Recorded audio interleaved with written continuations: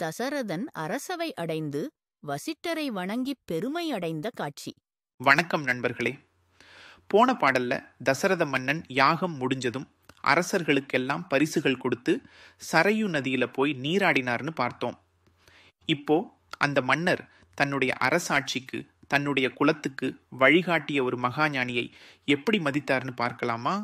முரசு இனம் கரங்கிட முத்த வெண்குடை விரசி மேல் நிழற்றிட வேந்தர் சூழ்தர அரசவை அடைந்துளி அயனும் நான் உற உரை செறி முனிவன் தாழ் வணங்கி ஓங்கினான். முதல்ல முரசு இனம் கரங்கிட.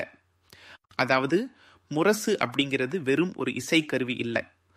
அது மன்னனோட வருகையை, அவனோட வெற்றியை, அவனோட கம்பீரத்தை அறிவிக்கிற ஒரு பெரும் அடையாளம்.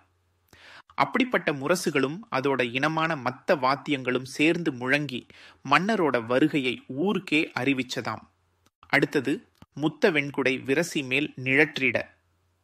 முத்துக்களால் அலங்கரிக்கப்பட்ட வெண்கொற்ற குடை மன்னனுக்கு மேல நெருக்கமா அப்படியே நிழல் தந்ததாம்.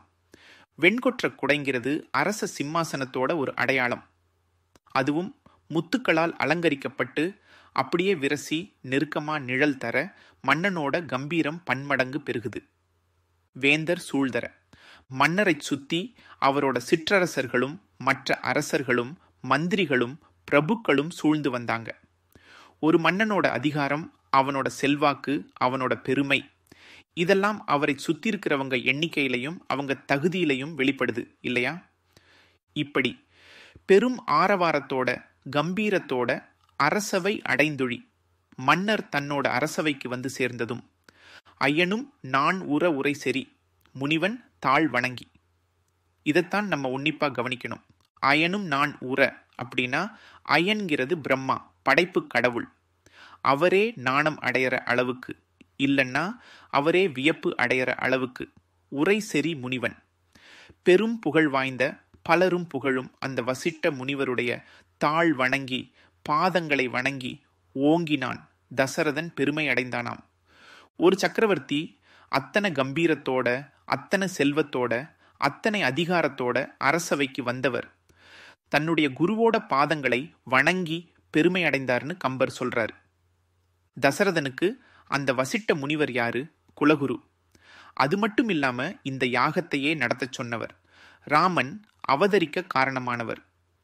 இப்படிப்பட்ட ஒரு மகாஞானியை தான் பெற்ற பெரும் செல்வத்துக்கும் குழந்தை பேற்றுக்கும் காரணமான ஒரு குருவை வணங்கும் பொழுது அந்த அரசன் ஒரு நன்றி உணர்வுள்ள மனிதனா உயர்ந்து நிற்கிறார். அதனாலதான் கம்பர் ஓங்கினான் அப்படின்னு சொல்றாரு. அவன் உயர்ந்தான், பெருமை அடைந்தான், அவனுடைய புகழ் பன்மடங்கு உயர்ந்தது. சரி, இப்படி வசிட்ட முனிவரை வணங்கி பெருமை அடைஞ்ச தசரதன் அடுத்து என்ன பேசினார்னு அடுத்த பாடல்ல கம்பர் சொல்றார்.